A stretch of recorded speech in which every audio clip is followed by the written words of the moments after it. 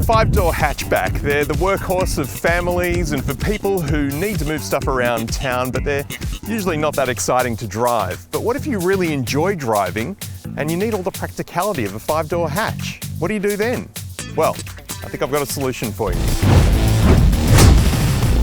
This is the Hyundai i30 N-Line, not to be confused with the similarly named i30N. This is a warm hatch and it sits at the top of the normal i30 range.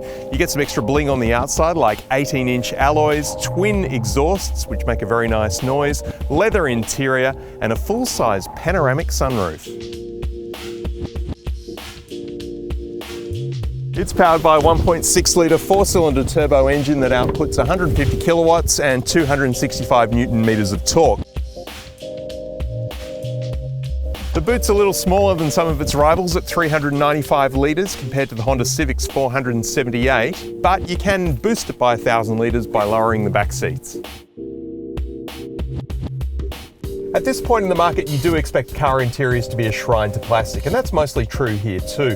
I mean, we've got lots of scratchy plastic down low, some soft touch materials up here on top of the dash, leather seats with red stitching, and a leather steering wheel. Overall, the design I'm not crazy about. It's not as stylish as the Mazda 3 and it misses the sleek lines of the Honda Civic. I don't know, it works, but I've seen better. The 8-inch center screen sits up on top here a little bit awkwardly. I wish it was built into the dash, but it does have Hyundai's software built in, which actually works really well. It's got razor sharp graphics and it is very responsive, plus it has Apple CarPlay and Android Auto as standard. Moving down the dash here, we've got the climate controls, which look a little bit like a 1990s car stereo, but you can also control them from the center screen as well. Heated and cooled seats here in the front of the i30 Premium. Now, that's something that we don't normally find at this price point. Also at this price point, it's very rare to get a full panoramic sunroof that opens. This isn't a car that's under 40 grand. You don't normally see that in cars under about 65.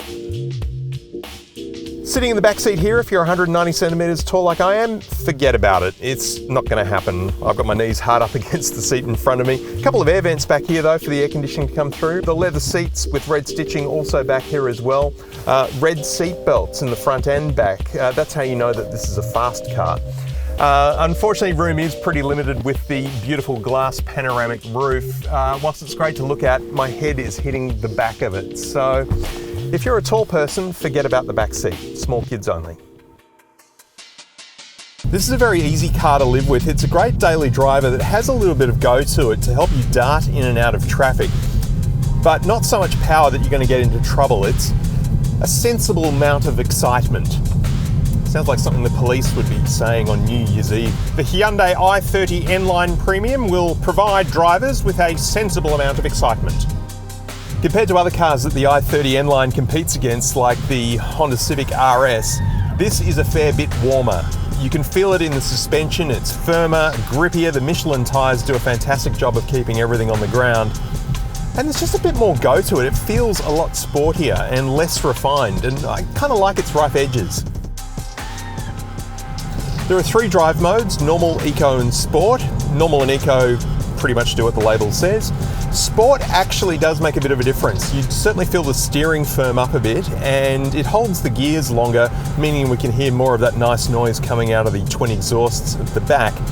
I've been driving around in sport mode all week around town and it's actually been really good. It's just enough to help you dart through traffic, but I never once felt out of control or dangerous. It's just a good amount of power. One thing I am missing is a digital instrument cluster. This has got an old school analog one with quite a small digital screen in the middle. It just feels a bit old-fashioned now. When I picked up this car last week from Hyundai, I was just dropping off the Genesis G70, which of course is a twin-turbo V6 monster compared to this. And it was a little disappointing getting into the i30 at first, I have to say, but in the week I've had it, it has really grown on me. I really like this car. It feels smaller than it is. It's got great driving dynamics. It's very nimble. It's not quite as well tuned or refined perhaps as the VW Golf, but it's certainly a worthy competitor. And at this price point, it's hard not to give it a second look. Starting at $35,590, the Hyundai i30 N-Line Premium is really good value. There are features on this car that you just don't normally see on cars under $65,000. And whilst it doesn't have the insane performance of the i30N, it still goes really well in city traffic. And if you're after a bit of excitement in your daily driver, it's well worth thinking about one of these.